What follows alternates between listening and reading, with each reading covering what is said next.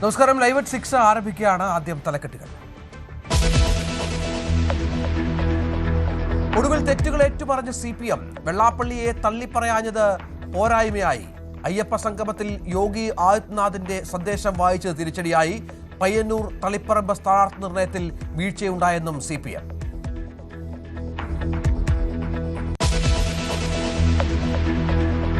പരാജയം മുൻകൂട്ടി മനസ്സിലാക്കാൻ സംസ്ഥാന കമ്മിറ്റിക്ക് കഴിഞ്ഞില്ലെന്ന് CPM സംസ്ഥാന സെക്രട്ടറി. ഇങ്ങനെയുള്ളൊരു പരാജയം ഇടതുപക്ഷ ജനാധിപത്യ മുന്നണിക്ക് കേരളത്തിൽ ഉണ്ടാവുമെന്നും മുൻകൂട്ടി മനസ്സിലാക്കാൻ സംസ്ഥാന കമ്മിറ്റിക്ക് കഴിഞ്ഞിട്ടില്ല എന്ന സ്വയം വിമർശനം. 30 മണ്ഡലങ്ങളിൽ BJP UDFന് വോട്ടുമറിച്ചു. തിരിച്ചടി മറികടക്കാൻ പൊതുജനാഭിപ്രായ രൂപീകരണത്തിന് പാർട്ടി എല്ലാ വിഭാഗം ജനങ്ങളുടെയും അഭിപ്രായം തേടും.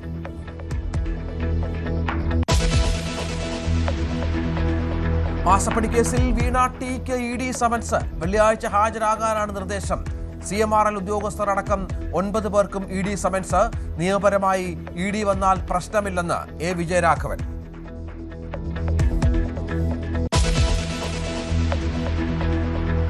പിണറായിയുടെ ഗൺമാന്മാർക്ക് മുൻകൂർ ജാമ്യം. നവകേരള യാത്രക്കിടയിലെ മർദ്ദനക്കേസിൽ മുൻകൂർ ജാമ്യം അനുവദിച്ച് ആലപ്പുഴ കോടതി.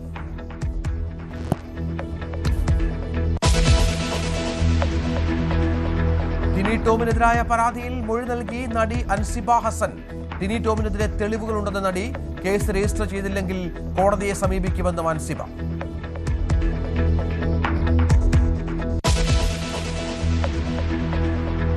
സംസ്ഥാനത്ത് ശക്തമായ മഴ തുടരും. വടക്കൻ കേരളത്തിൽ അതിതീവ്ര മഴ മുന്നറിയിപ്പ്. നാളെ മലപ്പുറം മുതൽ കാസർഗോഡ് വഴി യെല്ലോ അലേർട്ട്. ഇടുക്കി കമ്പംമേട്ടിൽ വാഹനങ്ങൾക്ക് മുകളിലേക്ക് വൻമരം കടപുഴകി വീണ് അപകടം.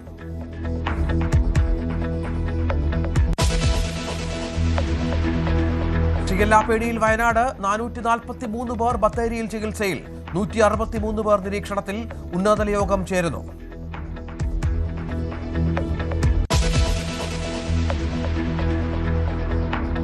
ശബരിമല സ്വർണ്ണക്കവർച്ചാ കേസിൽ തന്ത്രിക്ക് ആശ്വാസം. കണ്ഠരര് രാജീവരുടെ ജാമ്യം റദ്ദാക്കില്ല. SITയുടെ ആവശ്യം ഹൈക്കോടതി അംഗീകരിച്ചില്ല. തെളിവില്ലെന്ന വിജിലൻസ് കോടതി ഉത്തരവിലെ പരാമർശം ഹൈക്കോടതി നീക്കി.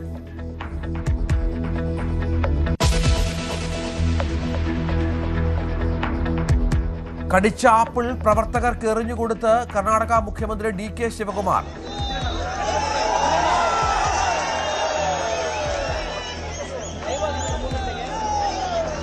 സംഭവം ഞായറാഴ്ച നടന്ന റാലിക്കിടെ. ദൃശ്യങ്ങൾ സമൂഹ മാധ്യമങ്ങളിൽ വൈറൽ.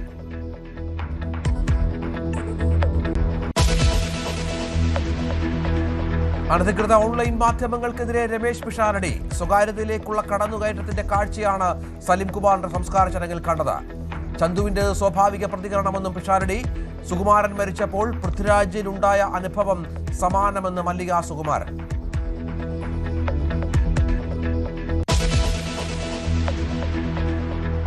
വെള്ളാപ്പള്ളി നടേശന്റെ മുസ്ലിം വിരുദ്ധ പ്രസ്താവന തള്ളിപ്പറയാത്തത് പോരായ്മയെന്ന് CPM.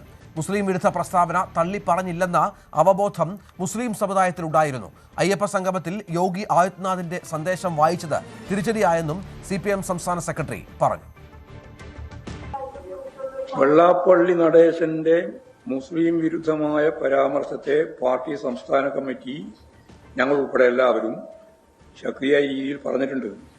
പക്ഷെ ഞങ്ങളെല്ലാം പറഞ്ഞാലും അതിനേക്കാളെല്ലാം ശക്തിയായിട്ട് വന്ന ആശയ മുൻകൈ വെള്ളാപ്പള്ളി നടേശൻ ഉയർത്തിയിട്ടുള്ള ഈ മുസ്ലിം വിരുദ്ധ പ്രചാരവേലക്ക് ഞങ്ങൾ വേണ്ടത്ര മറുപടി പറഞ്ഞില്ല എന്ന ആശയമാണ് മുൻകൈയിൽ വന്നത്. അതായിരുന്നു ഞാൻ ചൂണ്ടിക്കാണിച്ചത്. തള്ളി പറഞ്ഞിട്ടുണ്ട്. ഞാൻ തന്നെ മന്ത്രി ഈ ഇവിടെ പത്രസമ്മേളനത്തിൽ പറഞ്ഞിട്ടുണ്ട്.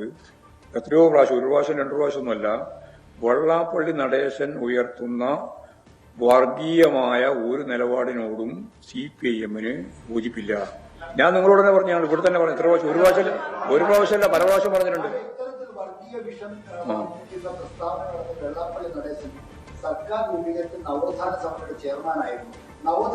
അല്ല, അതിന് ശേഷമാണ് ഈ സംഭവം.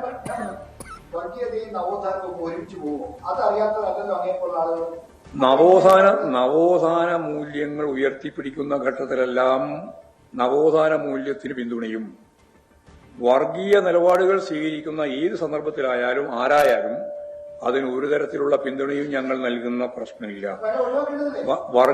അതല്ലേ പറഞ്ഞത് ഇപ്പോൾ, അതല്ലേ ഞങ്ങൾ സ്വയം വിമർശനമായിട്ട് പറഞ്ഞു ഞാൻ പറഞ്ഞില്ലേ നേരത്തെ. പയ്യന്നൂർ തളിപ്പറമ്പ് സ്ഥാനാർത്ഥി നിർണയത്തിൽ വീഴ്ചയുണ്ടായെന്ന് CPM സംസ്ഥാന സെക്രട്ടറി MV ഗോവിന്ദൻ. കണ്ണൂർ ജില്ലാ കമ്മിറ്റി തന്നെ സ്വയം വിമർശനപരമായി ഇത് സംബന്ധിച്ചു. സംസ്ഥാന കമ്മിറ്റിയും ഇത് ആ രീതിയിലാണ് കാണുന്നതെന്നും MV ഗോവിന്ദൻ പറഞ്ഞു. പയ്യന്നൂരിന്റെ കാര്യത്തിൽ കുറേയും കൂടി ആഴത്തിലുള്ള പരിശോധനയും ആവശ്യമായ വിഭാഗീയമായ പ്രശ്നങ്ങൾ അവിടെ രൂപപ്പെട്ടു വന്നതാണ് ഒരു പരാജയത്തിന്റെ കാരണം. സ്ഥാനാർത്ഥി നിർണയത്തിന് മാത്രമല്ല, അത് വെച്ച് വളരെ ഗൗരവമുള്ള പരിശോധന വേറെ നടത്തേണ്ടിയിട്ടുണ്ട് എന്നാണ് പാർട്ടി. ജില്ലാ സെക്രട്ടേറിയറ്റും ജില്ലാ കമ്മിറ്റിയാണല്ലോ സ്ഥാനാർത്ഥി നിർണയം നടത്തിയത്. അവരാണ് അത് സംബന്ധിച്ച് സ്വയം വിമർശനം നടത്തി സംസ്ഥാന കമ്മിറ്റിയുടെ മുമ്പിൽ അവതരിപ്പിച്ചപ്പോൾ ഞങ്ങൾ പരിശോധിക്കുമ്പോൾ ആ ജില്ലാ കമ്മിറ്റിയുടെ ആ നിഗമനത്തെ അംഗീകരിക്കുകയും ആ സ്വയം വിമർശനം നടത്തുകയും ചെയ്യുകയാണ് ഞങ്ങൾ ചെയ്തിട്ടുള്ളത്. അതിൽ വ്യക്തിപരമായിട്ട് എനിക്കോ മറ്റാർക്കെങ്കിലുമോ അല്ല, സംഘടനയ്ക്ക് തന്നെയാണ്. അതുകൊണ്ടാണ് ജില്ലാ സെക്രട്ടേറിയറ്റും ജില്ലാ സെക്രട്ടേറിയറ്റും ജില്ലാ കമ്മിറ്റിയും സംസ്ഥാന സെക്രട്ടേറിയറ്റും സംസ്ഥാന കമ്മിറ്റിയും ആ സ്വയം വിമർശനം നടത്തുന്നു. 30 മണ്ഡലങ്ങളിൽ BJP UDFന് വോട്ട് മറിച്ചെന്ന് CPM. ചില മണ്ഡലങ്ങളിൽ UDF BJPക്ക് വോട്ട് മറിച്ചു. 3 സീറ്റ് കിട്ടിയിട്ടും BJP വോട്ടിൽ 6% കുറവ് വന്നു. കേരളത്തിൽ കോൺഗ്രസ് നേതൃത്വത്തിന്റെ പ്രേരണയിലാണ് എന്തുകൊണ്ട് പിണറായി വിജയനെ ED അറസ്റ്റ് ചെയ്യുന്നില്ലെന്ന് രാഹുൽ ഗാന്ധി ചോദിച്ചതെന്നും MV ഗോവിന്ദൻ പറഞ്ഞു. ഏതാണ്ട് 30 മണ്ഡലങ്ങളിൽ BJP വോട്ടുകൾ UDFന് നൽകുകയും ചില മണ്ഡലങ്ങളിൽ UDFന് അവർക്ക് ജയിക്കാൻ സാധിക്കില്ല എന്ന് കാണുന്ന ചില മണ്ഡലങ്ങളിൽ അവർ BJPക്ക് വിജയിക്കാൻ വോട്ട് നൽകുകയും ചെയ്യുന്ന ഒരു UDF BJP ഡീല് ഞങ്ങൾ കണ്ടു. അത് ഈ തെരഞ്ഞെടുപ്പിന്റെ ഭാഗമായിട്ടുണ്ടായ വളരെ പ്രധാനപ്പെട്ട ഒരു കാര്യമാണ്. തെരഞ്ഞെടുപ്പ് ഘട്ടത്തിൽ രാഹുൽ ഗാന്ധി ഉൾപ്പെടെ കേരളത്തിൽ വന്നിട്ട് CPMനെതിരായിട്ട് പ്രസംഗിച്ചത്, പ്രത്യേകിച്ച് ഇടതുപക്ഷ ജനാധിപത്യ മുന്നണിക്കെതിരായി പ്രസംഗിച്ചത് എന്തുകൊണ്ട് പിണറായി വിജയനെ ED അറസ്റ്റ് ചെയ്യുന്നില്ല എന്നാണ്. എന്നാൽ UDF സർക്കാർ അധികാരത്തിൽ വന്ന് ദിവസങ്ങൾ കഴിയുമ്പോൾ കോൺഗ്രസ് BJP ഡീലിന്റെ ഭാഗമായിട്ടുള്ള നിലപാടുകൾ എങ്ങനെയാണ് എന്ന് മനസ്സിലാക്കാൻ നമുക്ക് സാധിക്കത്തക്ക രീതിയിലാണ്. കേരളത്തിലെ കോൺഗ്രസ് നേതൃത്വത്തിന്റെ പ്രേരണയിലാണ് രാഹുൽ ഗാന്ധി പിണറായിക്കെതിരായും കേന്ദ്ര ഏജൻസികൾ ഇടപെടണം എന്ന ആവശ്യവും ഡീലിന്റെ പ്രശ്നവും എല്ലാം പറഞ്ഞതെന്ന് ഇന്ത്യ കൂട്ടായ്മയുടെ യോഗത്തിൽ രാഹുൽ ഗാന്ധി തന്നെ പറഞ്ഞ കാര്യം ഇപ്പോഴും പുറത്തു വന്നിട്ടുണ്ട്. വെള്ളാപ്പള്ളി നടേശനെതിരെ P ജയരാജനും ഇന്ന് രംഗത്ത് വന്നു. വെള്ളാപ്പള്ളി നടേശന് 2 തോണിയിൽ കാലുവെക്കുന്ന നിലപാടാണെന്ന് ജയരാജൻ കുറ്റപ്പെടുത്തി. വെള്ളാപ്പള്ളി നടേശനെ ശക്തമായി തള്ളിപ്പറയാൻ CPM സംസ്ഥാന കമ്മിറ്റി തീരുമാനിച്ചതിന് പിന്നാലെയാണ് പ്രതികരണം. ശ്രീനാരായണ ദർശനത്തിനെതിരായ നിലപാടാണ് ഇപ്പോൾ SNDPയുടെ തലപ്പത്തൊഴിക്കുന്നവർ എടുക്കുന്നതെന്നും P ജയരാജൻ പറഞ്ഞു. കേരളത്തിലെ ഇപ്പോഴത്തെ SNDP യോഗത്തിൻ്റെ ജനറൽ സെക്രട്ടറിയാണ് വെള്ളാപ്പള്ളി നടേശൻ. ആ നടേശൻ ചെയ്യുന്ന ഒരു കൃത്യം നമ്മൾ ചരിത്രത്തിലൂടെ നോക്കുന്ന അവസരത്തിൽ യഥാർത്ഥത്തിൽ അദ്ദേഹം 2 തോണിയിൽ കാല് വെച്ചുകൊണ്ടുള്ള നിലപാടാണ് സ്വീകരിക്കുന്നത്. അല്ലേ? ഇങ്ങനെയാണ് 2 തോണിയിൽ കാല് വെക്കുന്നത്. അദ്ദേഹം SNDPയുടെ ജനറൽ സെക്രട്ടറി, പിന്നെയോ നവോത്ഥാന സമിതിയുടെ, കേരളത്തിലെ അന്നത്തെ ഗവൺമെൻറ് രൂപീകരിച്ച നവോത്ഥാന സമിതിയുടെ നായകസ്ഥാനത്ത് വരിക, മകനെ BDSന്റെ ജനറൽ സെക്രട്ടറി ആക്കുക. ആ BDS ആരുടെ കൂടിയ സംഘപരിവാർ ശക്തികൾക്കൊപ്പം അദ്ദേഹത്തിൻ്റെ ഭാര്യ പ്രീതി നടേശൻ BJP സ്ഥാനാർത്ഥികളെ വെള്ളപൂശാൻ വേണ്ടി നടക്കുന്നു. സംഗതി മനസ്സിലായല്ലോ. ഈ ബഹുമുഖ വേഷം അത് കേരളീയ സമൂഹം തിരിച്ചറിയണം എന്നാണ് എനിക്ക് പറയാനുള്ളത്. മാസപ്പടി കേസിൽ പ്രതിപക്ഷ നേതാവ് പിണറായി വിജയന്റെ മകൾ വീണ ടിക്ക് EDയുടെ സമൻസ്. വെള്ളിയാഴ്ച ഹാജരാകാനാണ് നിർദ്ദേശം. CMRL ഉദ്യോഗസ്ഥരടക്കം 9 പേർക്കും ED സമൻസ് അയച്ചു. വീണ വിജയൻ ഉൾപ്പെടെ 9 പേർക്ക് ചോദ്യം ചെയ്യലിന് ഹാജരാകണമെന്ന് ആവശ്യപ്പെട്ടുകൊണ്ട് നോട്ടീസ് അയക്കാനാണ് ഇ ഡി തീരുമാനിച്ചിരിക്കുന്നത്. വീണ വിജയനെയും CMRL MD ശശിധരൻ കർത്തേനെയും വെള്ളിയാഴ്ച ചോദ്യം ചെയ്യലിന് ഹാജരാകണമെന്നാണ് ആവശ്യപ്പെട്ടിരിക്കുന്നത്. ഇവരെ കൂടാതെ CMRL joint managing director Sharan S Kartha, CMRL chief general manager KS Suresh Kumar എന്നിവരെയും ഉൾപ്പെടെ 9 പേരെയാണ് വിളിച്ചു വരുത്തുക. ഒപ്പം CMRLന്റെ മറ്റ് ജീവനക്കാരെയും ചോദ്യം ചെയ്യാൻ വിളിപ്പിക്കുന്നുണ്ട്.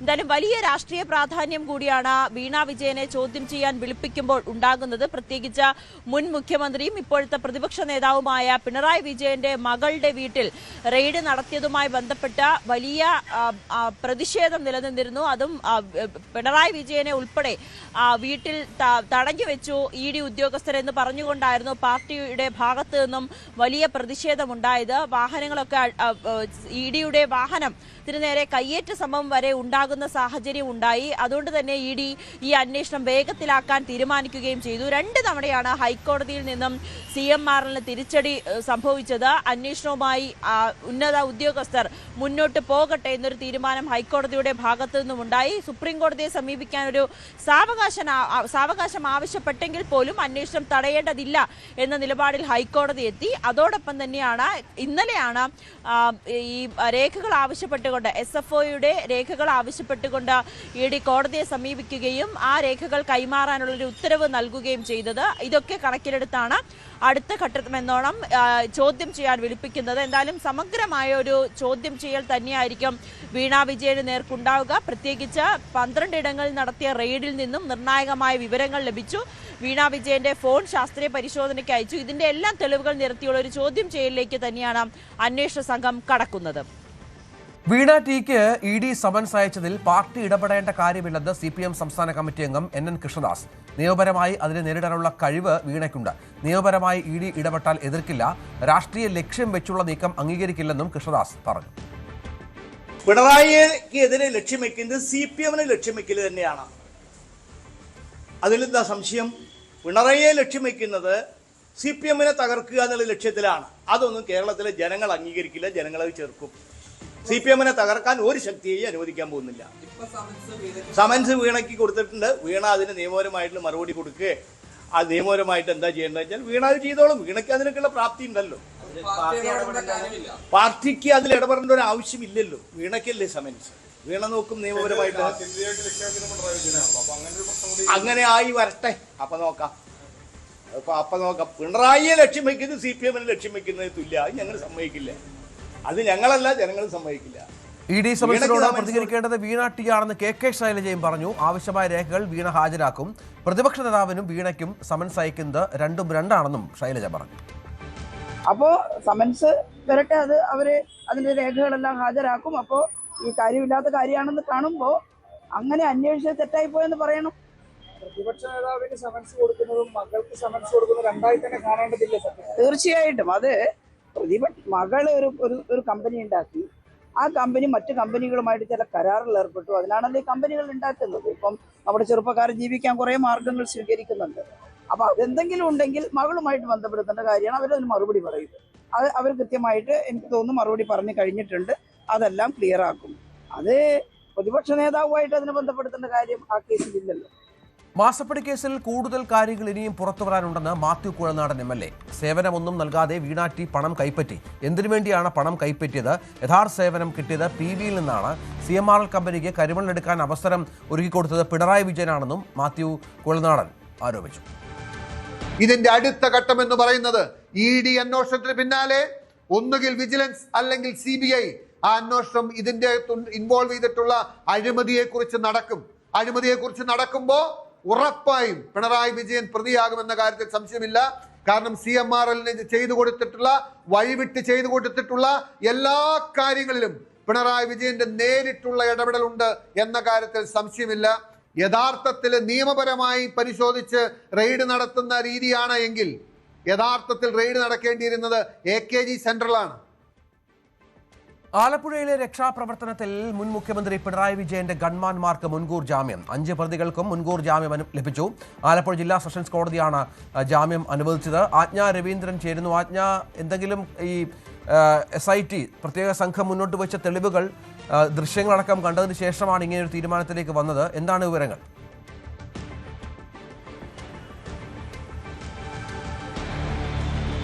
രഞ്ജിത്ത് പ്രധാനമായും കോടതി SITയോട് ചോദിച്ചത് 308 എങ്ങനെ ഈ കേസിൽ ഉണ്ടായി എന്നുള്ളതാണ്. പ്രത്യേകിച്ച് മെഡിക്കൽ റിപ്പോർട്ടുകൾ വരുന്നതിന് മുൻപ് തന്നെ ഇത്തരത്തിൽ എങ്ങനെയാണ് ഈ രക്ഷാപ്രവർത്തനത്തിൻ്റെ വധശ്രമം ഉണ്ടായി എന്നുള്ള തരത്തിലേക്ക് അതിനെ വ്യാഖ്യാനിച്ചതെന്ന് കോടതി ചോദിക്കുന്നുണ്ട്. അതും SITക്ക് രൂക്ഷ വിമർശനമാണ് കോടതിയുടെ ഭാഗത്തു നിന്നുണ്ടായത്. ജസ്റ്റിസ് ഹണിയം വർഗീസാണ് ഈ കേസ് നോക്കിയിരുന്നത്. ജസ്റ്റിസ് ഹണിയം വർഗീസിൻ്റെ കോടതിയിലാണ് രക്ഷാപ്രവർത്തനവുമായി ബന്ധപ്പെട്ടുള്ള ഗൺമാന്മാർക്ക് ജാമ്യം തേടിയുള്ള ഈ അപേക്ഷ പരിഗണിച്ചിരുന്നത്. എന്തായാലും 5 ഗൺമാന്മാർ 5 പേർക്കാണ് ജാമ്യം നൽകിയ ഗൺമാൻ ഉൾപ്പെടെ 5 പേർക്കാണ്, അനിൽ കലിയൂർ ഉൾപ്പെടെ 5 പേർക്കാണ് കോടതി ജാമ്യം നൽകിയത്. നമുക്ക് അങ്ങേ അറിയാവുന്ന വിശദാംശങ്ങൾ അനുസരിച്ചിട്ട് ഡിസംബറിൽ ആണ് ഈ നവകേരള യാത്രയുമായി ബന്ധപ്പെട്ട മുൻ മുഖ്യമന്ത്രി പിണറായി വിജയൻ്റെ നവകേരള യാത്രയുമായി ബന്ധപ്പെട്ടാണ് ഈ രക്ഷാപ്രവർത്തനം എന്ന് പിന്നീട് മുഖ്യമന്ത്രി വ്യാഖ്യാനിച്ച ഈ ആക്രമണം ഉണ്ടാകുന്നത്. അതുമാത്രമല്ല, ഇതിൻ്റെ ഓരോ തവണയും നവകേരള യാത്രയ്ക്കെതിരെയുള്ള ഉണ്ടായ പ്രതിഷേധത്തിനിടെയാണ് ആലപ്പുഴയിലൂടെ കടന്നു പോകുമ്പോഴാണ് ഈ പ്രതിഷേധം ഉണ്ടായത്. നിലവിൽ ആലപ്പുഴ MLA ആയുള്ള AD തോമസ് ഉൾപ്പെടെയുള്ളവർക്കാണ് അന്ന് പരിക്കേറ്റിട്ടുണ്ടായിരുന്നത്. ആ സമയത്ത്, അതായത് LDF സർക്കാരിൻ്റെ സമയത്ത് ഇതുമായി ബന്ധപ്പെട്ടുള്ള മറ്റു നടപടിക്രമങ്ങൾ എടുത്തില്ല, പോലീസ് കേസ് രജിസ്റ്റർ ചെയ്തില്ല. പക്ഷേ UDF സർക്കാർ വന്നപ്പോൾ ആദ്യഘട്ടത്തിൽ തന്നെ തുടങ്ങി വെച്ചത് ഈ നടപടിക്രമങ്ങളിലേക്കായിരുന്നു. അന്ന് രക്ഷാപ്രവർത്തനമാണ് നടത്തിയത്. മുഖ്യമന്ത്രിക്ക് ഭീഷണി ഉണ്ടായിരുന്നു.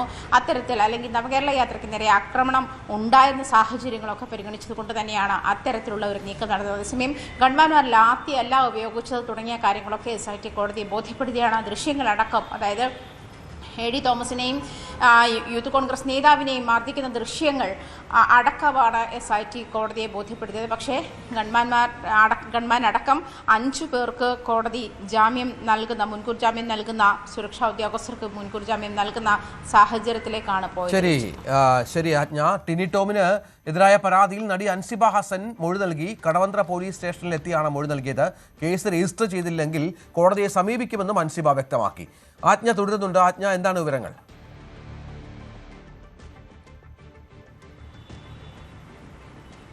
രഞ്ജിത്ത്, അപകീർത്തിപ്പെടുത്തലിന്റെ പരിധിയിലാണ് ഈ കേസ് വരുത്തുന്നതാണ് പരാതി നിലനിൽക്കുന്നതെന്നാണ് പോലീസ് പറയുന്നത് തന്നെ. അതുകൊണ്ട് തന്നെ ഇതുമായി ബന്ധപ്പെട്ടുള്ള, അതായത് മുൻപോട്ട് ഉള്ള നടപടിക്രമങ്ങൾ എത്തരത്തിലെന്ന് നോക്കിയിട്ട് വേണം താൻ കോടതിയെ സമീപിക്കുമെന്നാണ് അൻസിബ പറഞ്ഞിട്ടുള്ളത്.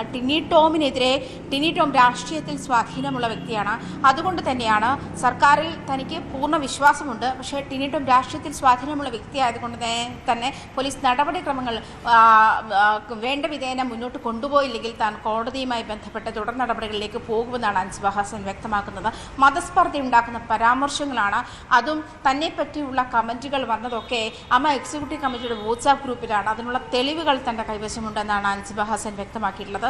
നേരത്തെ തന്നെ അൻസിബ മറ്റൊരു പ്രതികരണത്തിൽ ടിനി ടോം സാമൂഹ്യ വിപത്താണെന്ന് പറയുന്ന സാഹചര്യത്തിലേക്ക് പോയി. ഇപ്പോഴത്തെ സാമൂഹ്യ വ്യവസ്ഥിതി അനുസരിച്ചിട്ട് ഇങ്ങനെയുള്ള പരാമർശങ്ങൾ, അതായത് മതവുമായി ബന്ധപ്പെട്ട് താൻ അദ്ദേഹത്തിന്റെ ഡ്രൈവറെ അടക്കം മതം മാറ്റാൻ ശ്രമിക്കുന്നു, ജിഹാദിയാണ് തുടങ്ങിയ പരാമർശങ്ങളൊക്കെ ഉണ്ടാകുന്നത് മാനസികമായി തനിക്ക് ബുദ്ധിമുട്ടുണ്ടാക്കുന്നുണ്ട് എന്നുള്ളതാണ് അൻസിബ ഹസൻ വ്യക്തമാക്കുന്നത്. അപകീർത്തിപ്പെടുത്തുന്ന സന്ദേശം അയച്ചത് എക്സിക്യൂട്ടീവ് കമ്മിറ്റിയുടെ വാട്സാപ്പ് ഗ്രൂപ്പിലാണ്. അതിന്റെ ഡീറ്റെയിൽസ് തന്റെ കൈവശമുണ്ട് എന്ന് അൻസിബ ഹസൻ വ്യക്തമാക്കുന്നത്. ഇടവേള. വയനാട് ഷിഗല്ല നിയന്ത്രിക്കുന്നതിന്റെ ഭാഗമായി കിണറുകൾ ക്ലോറിനേറ്റ് ചെയ്യാൻ ബുധനാഴ്ച സ്പെഷ്യൽ ഡ്രൈവ് നടത്തും. ജില്ലയിലെ എല്ലാ സ്കൂളുകളിലും പരിശോധന നടത്തുമെന്നും മന്ത്രി T. സിദ്ദിഖ് പറഞ്ഞു. ആരോഗ്യമന്ത്രി K. മുരളീധരൻ വയനാട് ജില്ലയിലെത്തി ഉന്നതതല യോഗത്തിൽ പങ്കെടുത്തു. ഷിഗല്ലയുമായി ബന്ധപ്പെട്ട് നിരവധി ആളുകൾ ഇപ്പോൾ ബത്തേരിയിൽ വിവിധ ആശുപത്രികളിൽ ചികിത്സയിലുണ്ട്. പ്രധാനമന്ത്രി നരേന്ദ്രമോദിക്ക് ഇന്ന് 3ാം നരേന്ദ്രമോദി സർക്കാരിന്റെ 2ാം വർഷം പൂർത്തിയാക്കുമ്പോൾ മറ്റൊരു ചരിത്രം കൂടി കുറിക്കുകയാണ്. സ്വതന്ത്ര ഇന്ത്യയുടെ ആദ്യ പ്രധാനമന്ത്രി ജവഹർലാൽ നെഹ്റുവിനെ മറികടന്ന് രാജ്യത്ത് ഏറ്റവും കൂടുതൽ കാലം ജനാധിപത്യപരമായി നടന്ന തെരഞ്ഞെടുപ്പുകളിലൂടെ അധികാരത്തിലെത്തുന്ന പ്രധാനമന്ത്രി എന്ന റെക്കോർഡാണ് ഇന്ന് മോദി സ്വന്തമാക്കുന്നത്. 2014 ഇന്ത്യയുടെ രാഷ്ട്രനായകനായി സത്യപ്രതിജ്ഞ ചെയ്ത് അധികാരമേറ്റ മോദി നവീനമായ ആശയങ്ങളും പദ്ധതികളുമായി രാജ്യത്തെ ലോക സമ്പദ് വ്യവസ്ഥയുടെ മുൻനിരയിൽ എത്തിച്ചതും പുതുമയാർന്ന ചരിത്രമാണ്.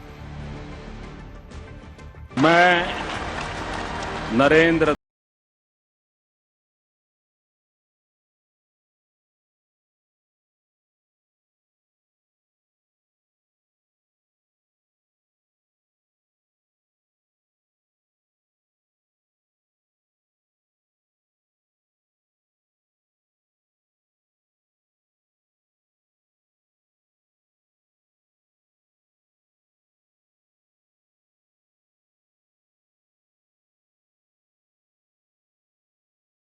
സത്യപ്രതിജ്ഞ ചെയ്ത് അധികാരമേറ്റ നരേന്ദ്ര ദാമോദർദാസ് മോദി ഇന്ന് തന്റെ 3ാം സർക്കാരിന്റെ വാർഷികം ആഘോഷിക്കുമ്പോൾ പിന്നിടുന്നത് വലിയൊരു ചരിത്രം കൂടിയാണ്.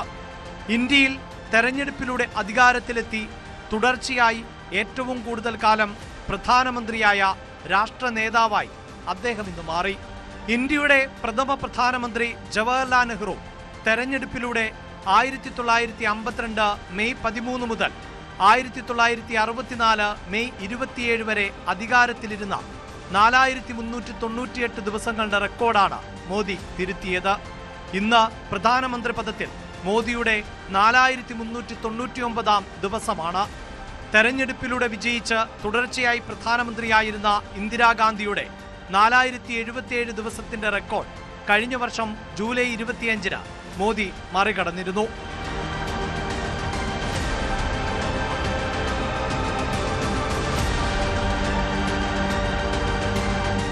ജവഹർലാൽ നെഹ്റു, നരേന്ദ്രമോദി എന്നിവർ ഭരണസാരിഥ്യം വഹിച്ച ഇന്ത്യക്ക് 2 മുഖങ്ങളാണുള്ളത്. 2 ഘട്ടങ്ങളിലൂടെയുള്ള പ്രയാണം. നെഹ്റുവിന്റെ ഇന്ത്യ സ്വാതന്ത്ര്യത്തിന്റെ പുതുമോടിയിലുള്ള രാജ്യമായിരുന്നു. ജനസംഖ്യ ഇത്രയില്ലായിരുന്നു. രാഷ്ട്രീയത്തിലും മത്സരം ഇല്ലാത്ത കാലം. ഭരണ സംവിധാനം കൂടുതലും കേന്ദ്രീകൃതമായ ഒരു രീതിയിൽ നിലനിന്ന കാലം. ദശകങ്ങൾ പിന്നിട്ട് നരേന്ദ്രമോദി അധികാരത്തിലെത്തിയ കാലമെത്തിയപ്പോഴേക്ക് ഇന്ത്യയുടെ സാഹചര്യം അപ്പാടെ മാറിയിരുന്നു. വലിയ ജനസംഖ്യയുള്ള രാജ്യമായി മാറി. സംസ്ഥാനങ്ങളുടെ എണ്ണം കൂടി. രാഷ്ട്രീയം പല നാടകങ്ങളും കണ്ട് പല മുന്നണികളെയും സഖ്യങ്ങളെയും കണ്ടു കഴിഞ്ഞിരുന്നു. ഡിജിറ്റൽ യുഗത്തിൽ പൂർണ്ണമായും കണക്റ്റഡായ രാഷ്ട്രമായിരിക്കുകയാണ് ഇന്ന് ഇന്ത്യ. നെഹ്റുവിയൻ കാലഘട്ടത്തിൽ നിന്ന് മോദി ഡേയ്സിലേക്ക് എത്തുമ്പോൾ സമൂലമായ മാറ്റം. ഏകദേശം 34 കോടി മാത്രം ജനങ്ങൾ ഉണ്ടായിരുന്ന രാഷ്ട്രത്തെയാണ് നെഹ്റു നയിച്ചത്. ഇന്ന് നരേന്ദ്രമോദി നയിക്കുന്ന രാജ്യത്ത് ജനസംഖ്യ 146 കോടി കടന്നിരിക്കുന്നു. രാഷ്ട്രീയ രംഗത്തുമുണ്ടായി വലിയ മാറ്റങ്ങൾ. വെറും 54 രാഷ്ട്രീയ പാർട്ടികളാണ് 1952 പൊതു തെരഞ്ഞെടുപ്പിൽ ഗോദയിലുണ്ടായിരുന്നത്. 2024 തെരഞ്ഞെടുപ്പിൽ മത്സര രംഗത്തുണ്ടായിരുന്നത് വലുതും ചെറുതുമായി 744 രാഷ്ട്രീയ പാർട്ടികൾ. ഇന്ത്യയെ ലോക സമ്പദ് വ്യവസ്ഥയിൽ മുൻനിരയിൽ എത്തിക്കുക എന്നതായിരുന്നു പ്രധാനമന്ത്രി പദത്തിലെത്തുമ്പോൾ മോദി കണ്ട സ്വപ്നം. ആഗോള പ്രതിസന്ധികൾക്കിടയിലും ഇന്ത്യയെ ലോകത്തെ പ്രധാന സാമ്പത്തിക ശക്തികളിൽ ഒന്നാക്കി മാറ്റാൻ മോദിക്കായി. ഇന്ത്യ കൈവരിച്ചത് 6.5 മുതൽ 7% വരെ വളർച്ചയാണ്. അമേരിക്കയടക്കം ലോകരാജ്യങ്ങളാകെ അംഗീകരിക്കുന്ന ശക്തിയായി ഇന്ത്യയെ മാറ്റാനായി. തുടർച്ചയായി സമ്പൂർണ്ണ ഭൂരിപക്ഷത്തോടെയുള്ള 2 സർക്കാരുകളെ നയിച്ച ആദ്യ കോൺഗ്രസ് ഇതര പ്രധാനമന്ത്രിയും നെഹ്റുവിന് ശേഷം തുടർച്ചയായി 3 പൊതു തെരഞ്ഞെടുപ്പുകളിൽ വെന്നിക്കൊടി പാറിച്ച് ഭരണ തുടർച്ച നേടിയ പ്രധാനമന്ത്രിയും മോദി മാത്രം. ഉന്നത വിദ്യാഭ്യാസ മേഖലയിലും റോഡ് റെയിൽ ഗതാഗത രംഗത്തും കഴിഞ്ഞ 12 വർഷത്തെ ഇന്ത്യയുടെ വളർച്ച ഏതു വികസിത രാജ്യത്തോടും കിടപിടിക്കുന്നതാണ്. പട്ടികജാതി പട്ടികവർഗ വിഭാഗങ്ങൾക്കും പിന്നാക്ക വിഭാഗങ്ങൾക്കും ഭരണ നേതൃത്വത്തിൽ നൽകിയ പങ്കാളിത്തവും 33% വനിതാ സംവരണവും ചരിത്രപരമായ അടയാളപ്പെടുത്തലുകളാണ്.